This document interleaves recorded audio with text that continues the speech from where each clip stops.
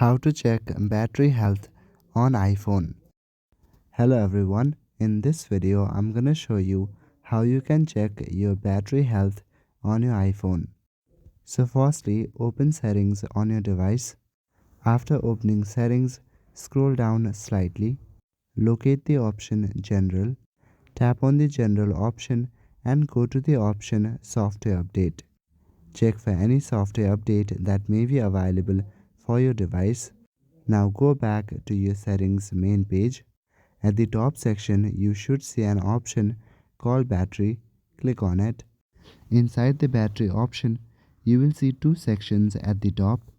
Under the second section, you will see two options, Battery Health and Charging.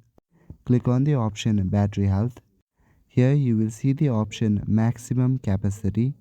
This is your battery health. And as you can see here, my battery health is in 97%. By following this process, you can also determine your battery health on your iPhone.